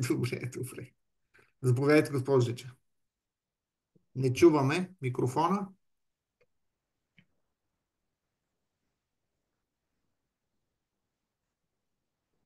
Да пробваме пак с... Добре, сега би трябвало да ме чувате. Да, Извинявайте, да. и без това всъщност гласът на институцията е заглушен от няколко месеца под екипите на омбудсман, което всъщност не пречи институцията да работи активно, да подготвяме сега в момента всъщност годишния си доклад, в който ще видите доста интересни данни. Подготвяме мониторинга по няколко международни акта в областта на правата на човека. Иван Дечев, с който сме в този веб-бинар, всъщност той подготвя по Конвенцията за правата на хората с увреждания. Аз подготвям за правата на децата. Първо, благодаря ви съвсем накратко, защото и времето ни притиска. Първо ви благодаря за поканата да участваме в този веб-бинар. Винаги съм смятала, че истинския, реалният всъщност диалог без политическа коректност е именно в гражданския сектор и за съжаление в този период на неоконсерватизъм, както господин Стойчев отбеляза, все по-трудно ще се чува всъщност гласа на гражданските организации, особено на определени граждански организации, което всъщност предполага да не се прекъсва връзката с всички тези независими правозащитни органи, които по парижките принципи са призвани да работят с гражданските организации. Искам да ви призная, че след всяко изказване аз се разгорещявах и се хващах точно за темата, по която искам да говоря. Както за как се овластяват жените, най-вече за деинституционализацията, за това какво се случва в услугите, защото знаете, че 2013-2016 година това беше основното ми занятие, всъщност да управлявам проект Детство за всички, с който се закриха 24 дома за деца с увреждания, но това, което всъщност ние не можахме да прекъснем, първо е зависимостта от услуги. Ние не можем да подкрепяме и да формираме самостоятелни личности, които всъщност, влизайки в тези услуги, знаят, че там ще получат подкрепа, терапевтична помощ, което е много важно, защото Надя отбеляза за травмата и за това, което се случва, но без да влизам в всички теми, които вие поставихте, исках само да направя реплика към Анета Генова, която всъщност каза, че закона за хората с увреждания е малко условен закон, защото няма този всъщност фокус върху създадения дисбаланс. Аз искам да ви кажа, че националните правозащитни институции са създадени именно заради този дисбаланс.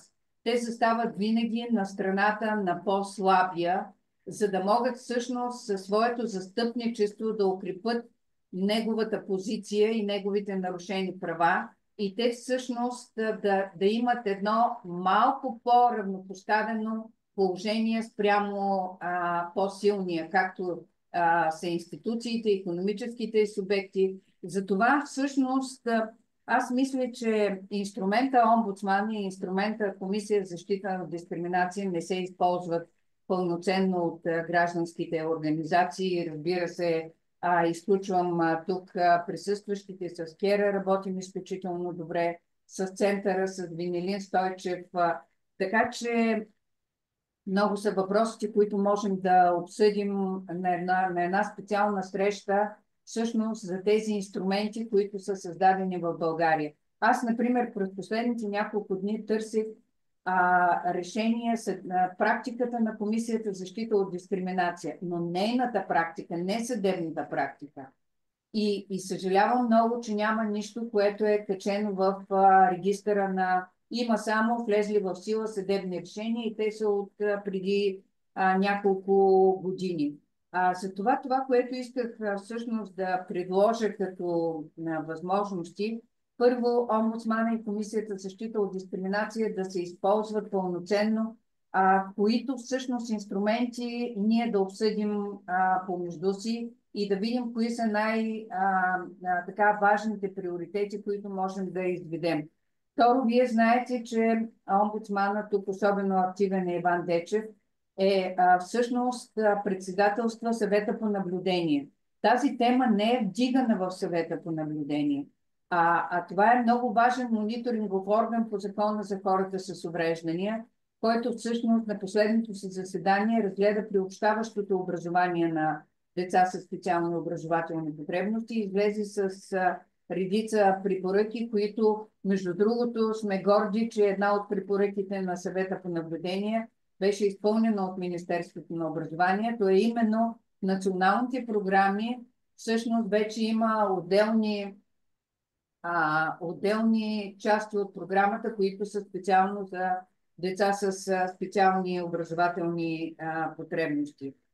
Беше предложено да се вдигне кампания. Съжалявам, но Комисията за защита от дискриминация е загубила своята превантивна дейност и работата с медиите. Отдавна тези всъщност кампании останаха сякаш назад в миналото. Така че това също може би ще бъде част от целите, които ще бъдат набелязани в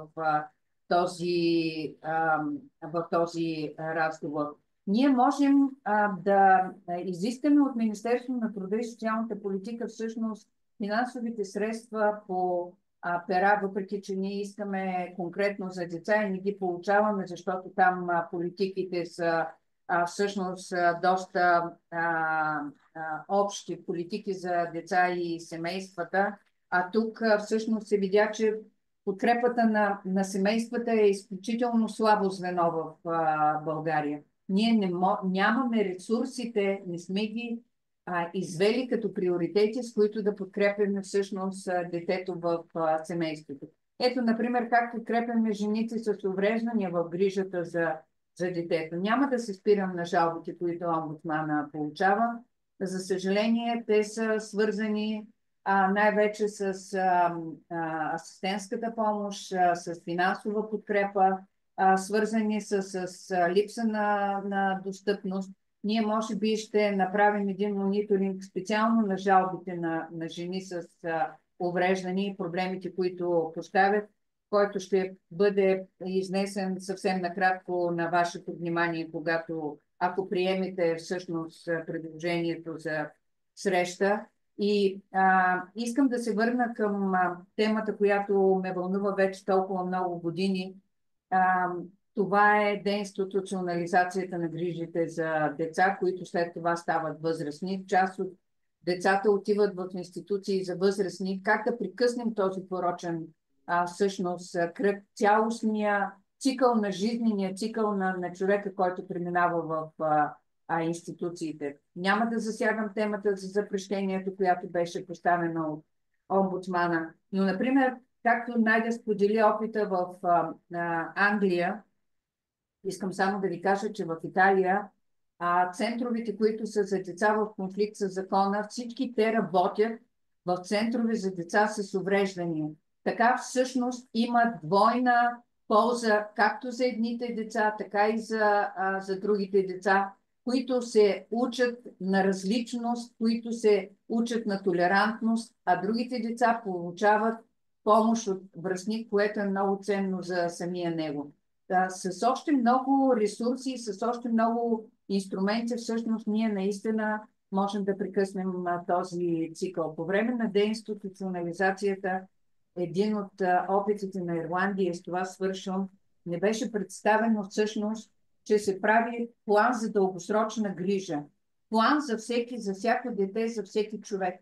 И в този план за дългосрочна грижа всъщност се набелязват всички възможни мерки, които водят до неговата социализация и интеграция. Когато се научим на индивидуален подход, когато се научим, че всеки човек, както пише в Конституцията, има достоинство и равни права и върховен и е равен пред закона, тогава може би ние ще променим и нашия контекст. Иначе сме държава на табутата, на стереотипите, на предразсъдъците и сега вече се всъщност мести в този периметър и граждански организации, които са чужди агенти. Ние се шегувахме в институцията, че ще направим специален отдел за защита на правата на чуждите агенти. Така че това е, разбира се, в кръга на шегата. И с това свършвам. Благодаря ви. Благодаря много. Вен, исках само да споделя две неща преди да ти дам думата. По отношение на средствата, на личните средства, на времето се говореше и ние много сме повдигали темата и като Център за независим живот и през Европейската мрежа за независим живот за отиващите евросредства по отношение на деинституционализацията и как те се освояват не точно както трябва. Знам, че колегите от независима експертна мрежа също имат проект по това нещо в момента, така че те ще излезнат сигурно с впечатляващи данни по въпроса. По отношение на омбудсманската институция винаги е била на правилната позиция и за това, как се казва, надявам се повече хора да откликват и да подават жалби там. А по отношение на неправителствения сектор, само трябва да кажа да благодарим на нашите спонсори в момента, Българския фонд за жените, които ни даде възможност за това да се случи този проект и този вебинар. Така че дай Боже да има повече такива възможности. Вени, ти си, заповядай. Нека Иван Дечев, за да имаме повече видях, участници. да. Аз съм лесен. Иване, заповядай.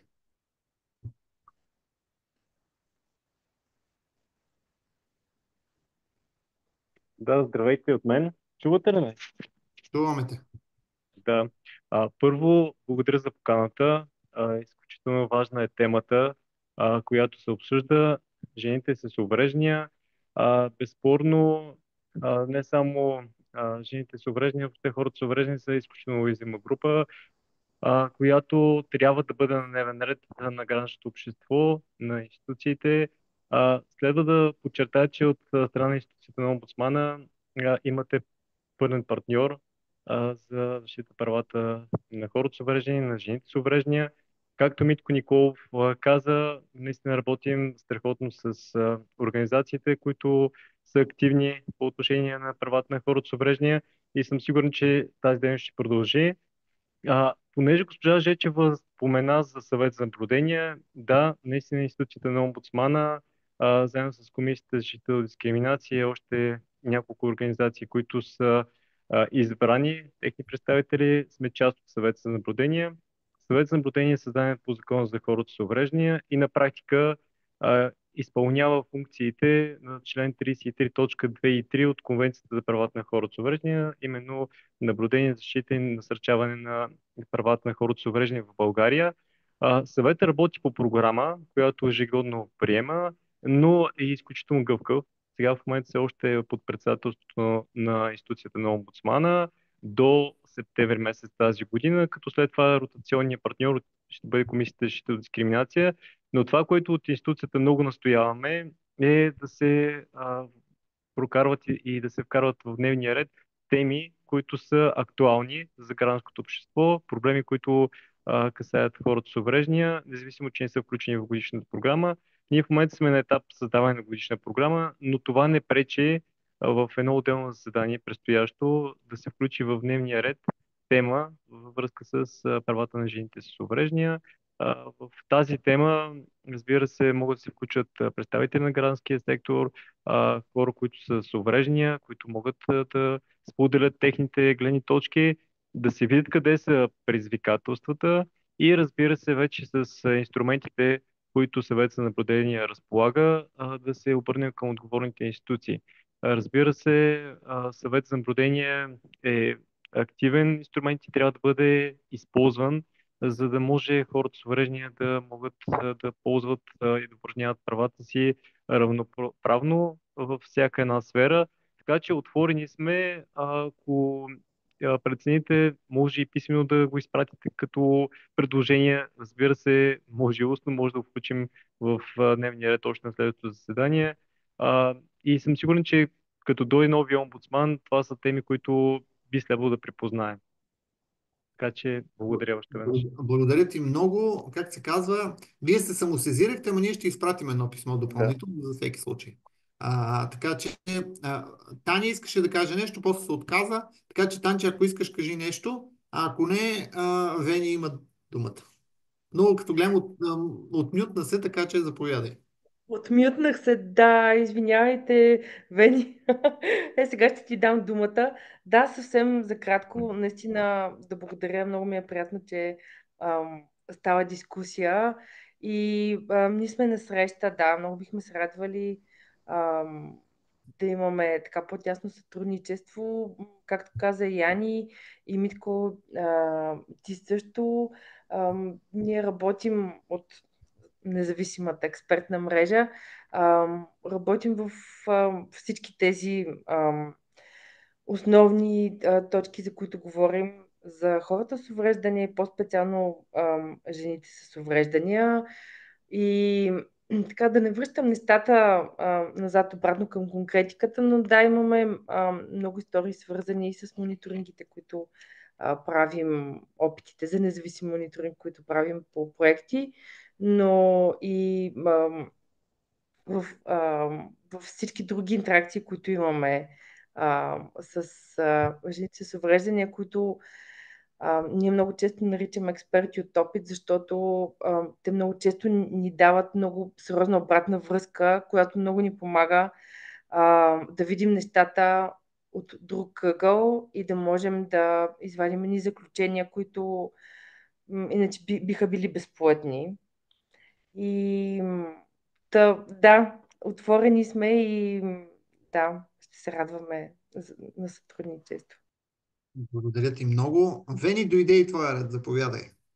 Аз абсолютно от сърце искам да благодаря на всички, защото много се радвам, че стана истинска дискусия, че не бяха само някакви презентации и виждам, че работим заедно.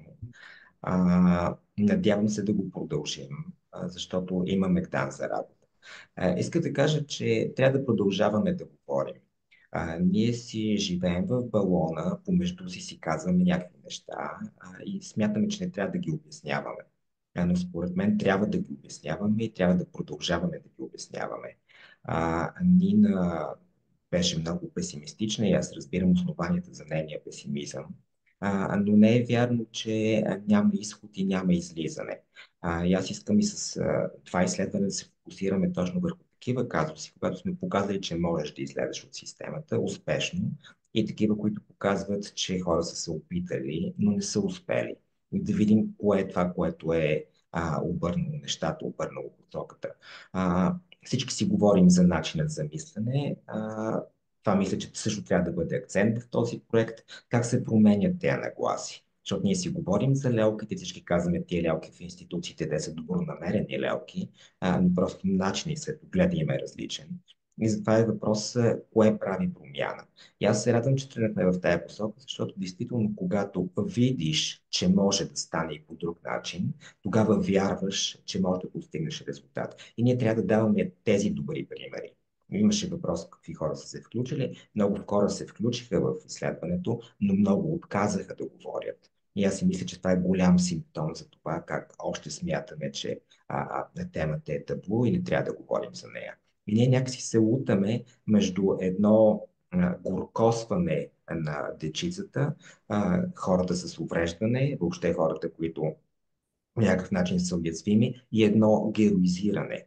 И в тая медийна рационалност трябва да бъде захаросано, трябва да бъде горкичките, а на другия полюс е това, което направил си нещо штрак и охо, това е толкова велико, нека да викаме всички. И едното и на другото, се връща на първоначалното ми изказване, не зачита достоинството на личността. И едното на другото е унизително. И ние трябва да намерим своя път между тези две крайности. И с това пожелание бих искал да завърша. Благодаря ви на всички.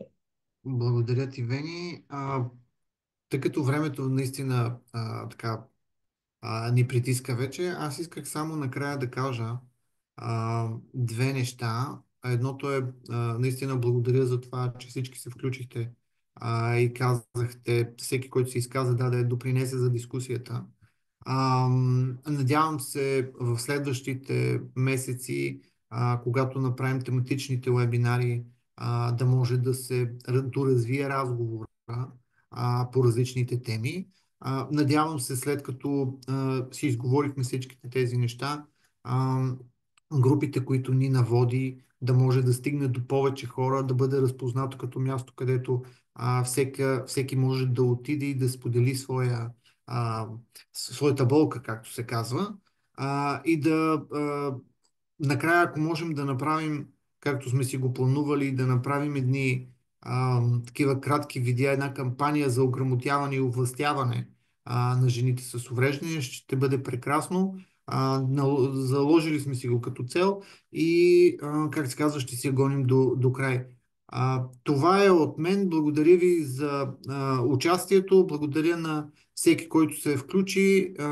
Искам да се извиня, ако някой се е чувствал засегнат за нещо, но това е дискусия и в някакъв смисъл това е добре, за да си го кажем сега, а не да го премълчаваме и да продължава стигмата и предразсъдъците да ни водят.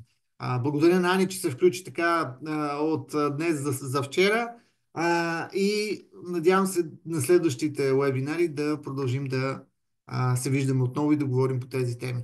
Така че благодаря на всички, желая ви приятен ден и успешна работа на всеки. Хубав ден на всички. Благодаря ви. Хубав ден. Спирам записа.